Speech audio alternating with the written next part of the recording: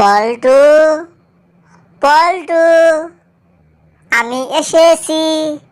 পল্টু। হত, রাত হলে একটু ঘুমাতে পারি না। কি আজে বাজে স্বপ্ন দেখি রে। লুঙ্গিটা একবারে ভিজেই গেছে। আগামীকাল হাটে যামুনে, গিয়া ক্যানভাসারের কাছ থেকে ওষুধ আনতে হবে, নাইতে একটু ঘুমাতে পারবো না নে রাতে।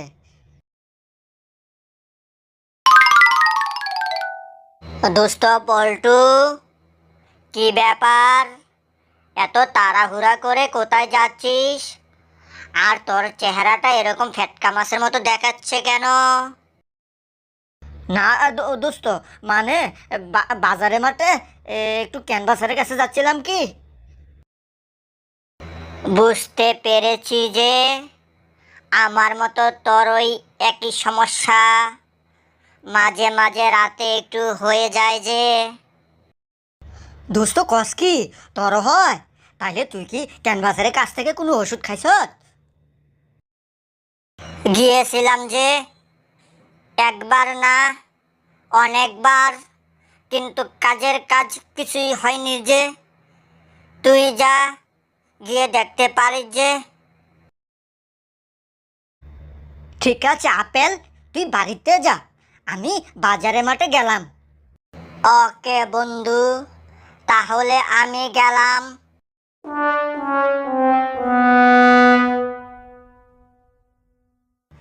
বাবার পকেট থেকে আগেও একবার 500 টাকা নিলাম, আজও আবার 500 টাকা নিয়ে আসলাম।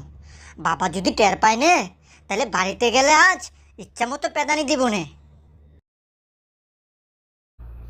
আগেও একবার পকেট থেকে 500 টাকা নাই হইলো, আজও আবার পকেট থেকে 500 টাকা নাই।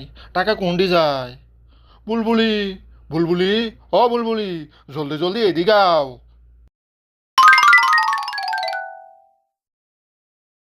ওগো, কি হয়েছে? ট্যাঙ্কা করে ডাকছো কৃষক? আমি ডাকছি কি তোমায় সাধে? নিচ্ছে না, আগে আমি পকেটে 500 টাকা রাখলাম, এখন দেখি টাকা নাই। এর আগেও একবার 500 টাকা নাই হইছে, টাকা কোনটি যায়? তুমি কি টাকা নিছো আমার পকেট থেকে? ওগো, এই ট্যাঙ্কা কথা করছো? আমি তোমারে না বইলা তোমার পকেট থেকে টাকা নিমু কৃষক? আমি তো টাকা পয়সা নেয়নি। তাহলে নিশ্চয়ই এই কাজ পল্টু করেছে। অয়াজ বাড়িতে আহুক নে।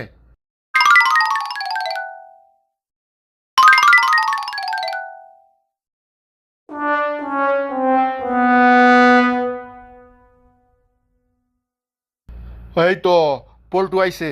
এই পল্টু, তুই কি আমার পকেট থেকে টাকা নিছত? কি হলো?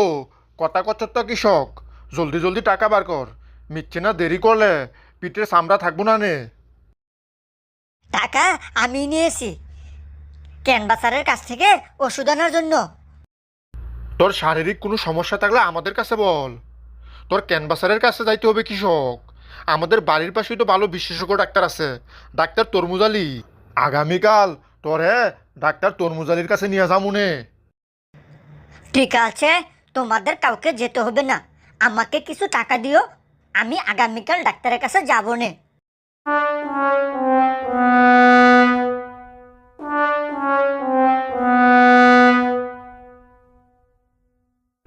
টেপা, মেলাক্ষণ পর একখান রুগী আইলো রে। বলো বলো, তোমার কি সমস্যা? জলদি জলদি বলে ফেলো। ডাক্তারবাবু, ইয়ে, মানে ইয়ে। হ্যাঁ কি? ইয়ে ইয়ে করছো কৃষক? ইয়ে ইয়ে না করে ব্যাগ কিছু খুলে কও। ডাক্তারবাবু, রাতে ঘুমাইলেই আমি স্বপ্নে দেখি কি বাতাসি আমাকে ডাকে, আর এমনি করেই আমার লুঙ্গি টুঙ্গি ব্যাগ কিছু ভিজে যায়। বুঝতে পেরেছি, তাইলে তোমার স্বপ্ন দোষ হয়, তাই না? কারেক্ট, কারেক্ট, একদম কারেক্ট ডাক্তারবাবু। আর দিন হলে আমার মাথা শুধু ঝিমঝিম ঝিমঝিম করে, আর চোখে শুধু তারাবাতি তারাবাতি দেখি। ক্যানভাসারের কাছ থেকে মেলাবার ওষুধ খেয়েছি, কিন্তু কাজের কাজ কিছুই হয়নি যে। এ কি করছো? ক্যানভাসারের কাছ থেকে ওষুধ খাচ্ছ কৃষক? ক্যানভাসারের ওষুধে স্বপ্নদোষ বন্ধ হয় না, বরং আরো মেলা ক্ষতি হয়। তোমাদের মতো 18-20 বছরের যুবকদেরকে তো ক্যানভাসারে মারাত্মক ভয় দেখায়। ক্যানভাসার বলে যে যাদের স্বপ্নদোষ হয় তাদের জীবন জীবন ব্যাগ কিছু শেষ, তারা বিয়া করলে বউ থাকবে না নে। আর ক্যানভাসারের এঙ্কা কথা শুনে তোমাদের মতো যুবকরা হতাশায় একেবারে ভেঙে পড়ে।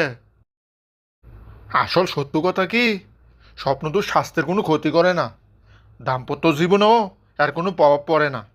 চিকিৎসা বিজ্ঞানেও স্বপ্নদোষ বন্ধ হওয়ার কোনো ওষুধ নেই, একমাত্র বিয়া ছাড়া। তাই বিয়ার বয়স হইলে সবাই বিয়া করেন। ভিডিওটি ভালো লাগলে লাইক কমেন্ট করবেন এবং চ্যানেলটি সাবস্ক্রাইব করবেন। আমি এখন গেলাম।